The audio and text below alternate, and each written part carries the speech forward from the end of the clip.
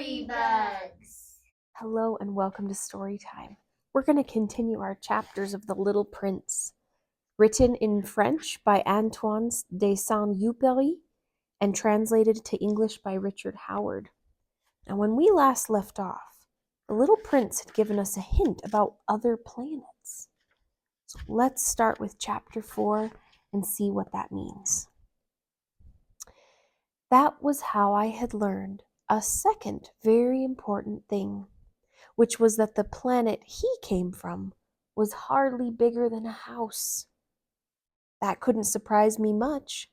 I knew very well that except for huge planets like Earth, Jupiter, Mars, and Venus, which have been given names, there are hundreds of others that are sometimes so small it's very difficult to see them through a telescope. Here's a telescope right here.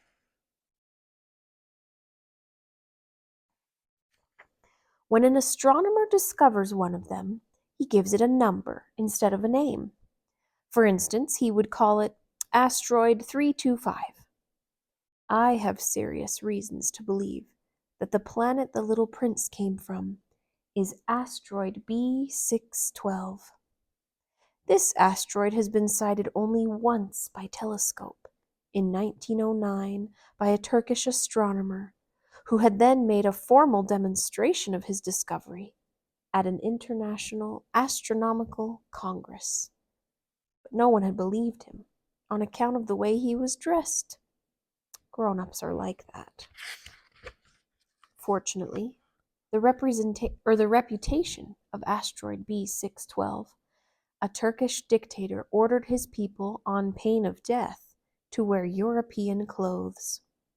The astronomer repeated his demonstration in 1920, wearing a very elegant suit. So here he is first. And here he is in his fancy suit.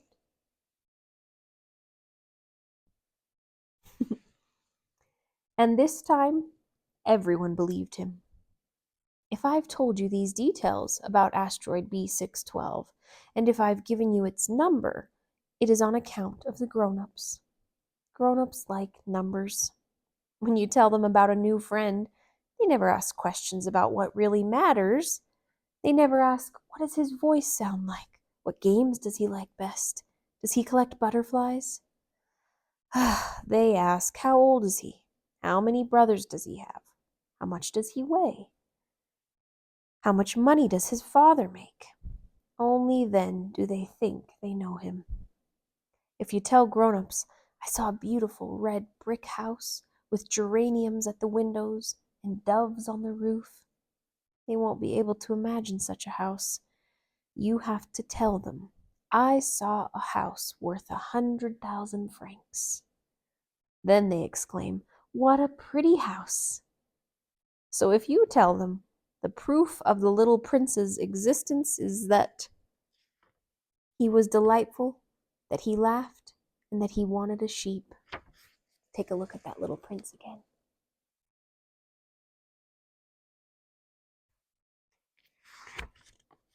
When someone wants a sheep, that proves he exists. They shrug their shoulders and treat you like a child. But if you tell them the planet he came from is asteroid B612, then they'll be convinced, and they won't bother you with their questions. That's the way they are. You must not hold it against them. Children should be very understanding of grown-ups. But of course, those of us who understand life couldn't care less about numbers. I should have liked to begin this story like a fairy tale. I should have liked to say, once upon a time there was a prince who lived on a planet hardly any bigger than he was, and who needed a friend. For those who understand life, that would sound much truer. The fact is, I don't want my book to be taken lightly. Telling these memories is so painful for me. It's already been 6 years since my friend went away, taking his sheep with him. If I try to describe him here, it's so I won't forget him. It's sad to forget a friend. Not everyone has a friend. and I might become like the grown-ups who are no longer interested in anything but numbers. Which is still another reason why I've bought a box of paints and some pencils. It's hard to go back to drawing at my age when you've never made any attempts since the one of a boa from inside and the one of a boa from the outside at the age of 6. I'll certainly try to make my portraits as true to life as possible, but I'm not entirely sure of succeeding. One drawing works, and the next no longer bears any resemblance. And I'm a little off on his height, too. In this one, the little prince is too tall, and here he's too short. And I'm uncertain about the color of his suit. So I grope in one direction and another as best I can. In the end, I'm sure to get certain details, certain more important details, all wrong. But here, you'll have to forgive me. My friend never explained anything. Perhaps he thought I was like himself, but I unfortunately cannot see a sheep through the sides of a crate. I may be a little like the grown-ups. I must have grown old. Chapter 5. Every day I'd learn something about the little prince's planet, about his departure, about his journey. It would come quite gradually in the course of his remarks. This was how I learned on the 3rd day about the drama of the baobabs. This time, too, I had the sheep to thank, for suddenly the little prince asked me a question, as if overcome by a grave doubt. "Isn't it true that sheep eat bushes?" "Yes, that's right." "Ah, I'm glad." I didn't understand why it was so important that sheep should eat bushes. But the little prince added, "And therefore they eat baobabs too?"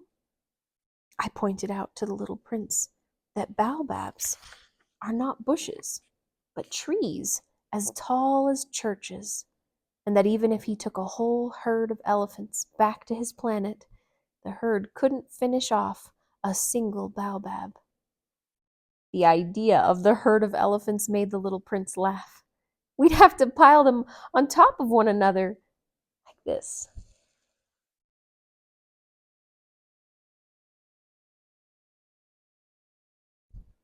But he observed perceptively, before they grow big, baobabs start out by being little.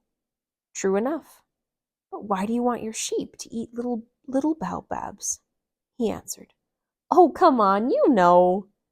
As if we were talking about something quite obvious.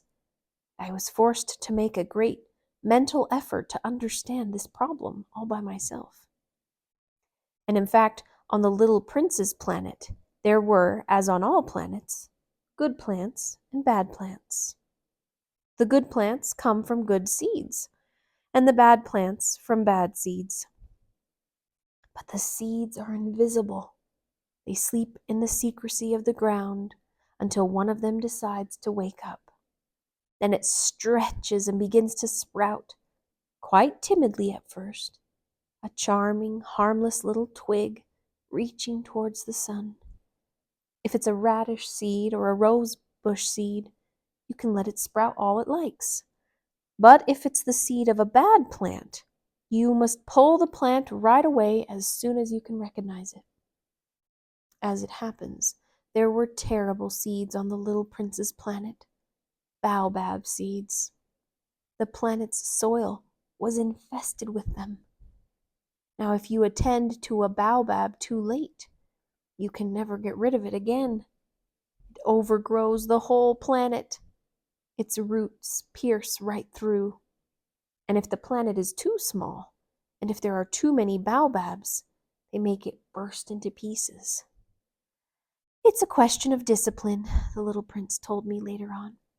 When you've finished washing and dressing each morning, you must tend your planet. You must be sure to pull the baobabs regularly, as soon as you can tell them apart from the rose bushes, which they closely resemble when they're very young. It's very tedious work, but very easy. There he is, picking out the baobabs.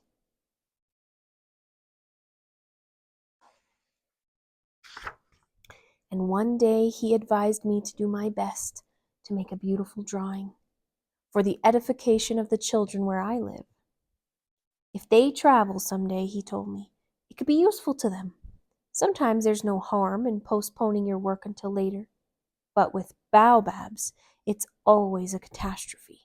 I knew one planet that was inhabited by a lazy man. He had neglected 3 bushes. So following the little prince's instructions, I have drawn that planet. I don't much like assuming the tone of a moralist, but the danger of baobabs is so little recognized, and the risks run by anyone who might get lost on an asteroid are so considerable, that for once I'm making an exception to my habitual reserve. I say, children, watch out for baobabs. It's to warn my friends of a danger of which they, like myself, have been long unaware, that I worked so hard on this drawing. Let's see it. The baobabs, the 3 of them.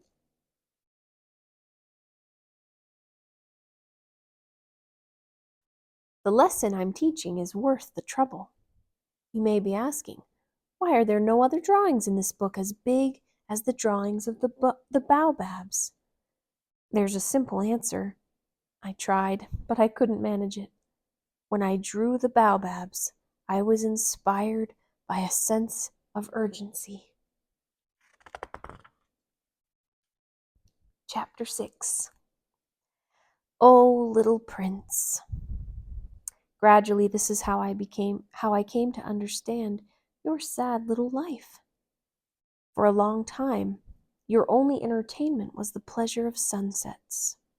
I learned this new detail on the morning of the 4th day, when you told me, I really like sunsets. Let's go look at one now. But we have to wait. What for? For the sun to set. At first you seemed quite surprised, and then you laughed at yourself and you said to me, I think I'm still at home. Indeed, when it's noon in the United States, the sun, as everyone knows, is setting over France. If you could fly to France in 1 minute, you could watch the sunset. Unfortunately, France is much too far. But on your tiny planet, all you had to do was move your chair a few feet, and you would watch the twilight whenever you wanted to. One day I saw the sun set 44 times. And a little later you added, you know, when you're feeling very sad, sunsets are wonderful. On the day of the 44 times, this is the author speaking. On the day of the 44 times, were you feeling very sad? But the little prince didn't answer. Well, that's where we stop for today. Chapter 7 is where we're going to pick up again. Thank you guys for joining me. I'm very interested about this little prince. I hope you are too.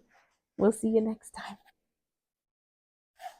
If you guys enjoyed reading that story, would you please click subscribe down below?